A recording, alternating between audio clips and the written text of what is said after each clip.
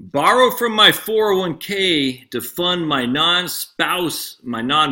spouse's Roth IRA. That's a question that my man Scott has asked me here today or yesterday. It's interesting. It's interesting. Scott also asked if he should borrow from his 401k to pay some of the principal down on his mortgage. Um, Here's the issue about borrowing from your 401k, and his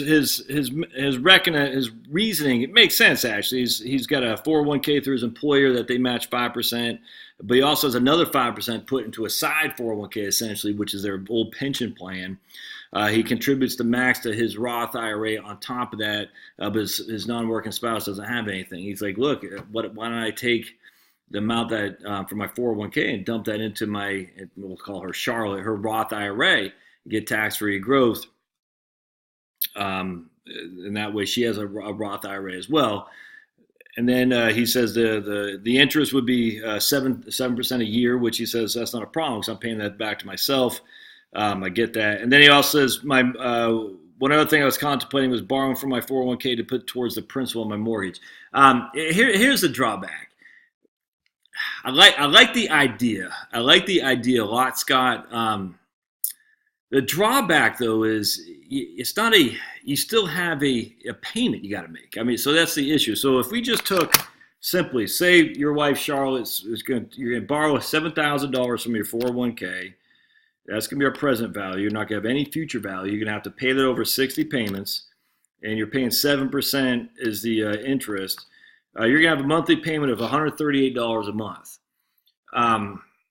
So that the issue in my book where I talked about is you already have that monthly payment going out to some other entity in terms of credit card debt. That's what makes borrowing from your 401k beneficial, is because you're not increasing your outflow. Does that make sense? Why not just put? It's one of those things. I don't like asking or suggesting to people to take on more outflow because of loans. Even if the loan is paying it back yourself, it's still a cash outflow. And so it seems like you already max out your cash flow. And so to max out your cash flow, but if you're already maxed out your cash flow, now we're adding to the outgo because of this loan we got to pay back. Even though you're only paying it to yourself, even if 7% interest is to yourself, that's still $138 a month you got to come up with to pay. And I'm just not a fan of that. And like now, you say, should I pay down my mortgage? He's paying about $4,300 a year. He thinks in interest.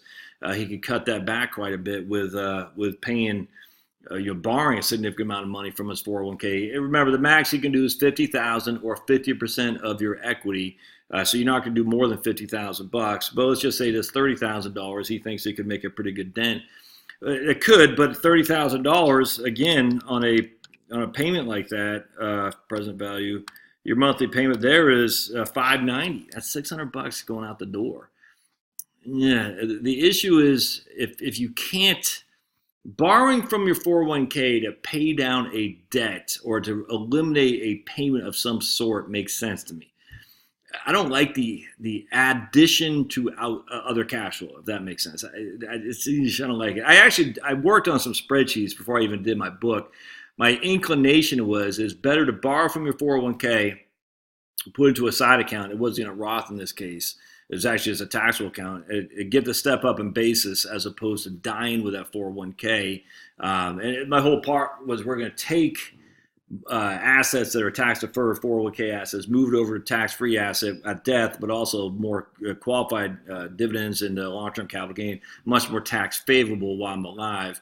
Relative to RMDs. But the problem is still, even that with comes, you got this cash flow. You got a monthly payment you got to make back to your 401k. And even though you're paying yourself, it's still a monthly payment you got to make. And I couldn't make it work, man. I mean,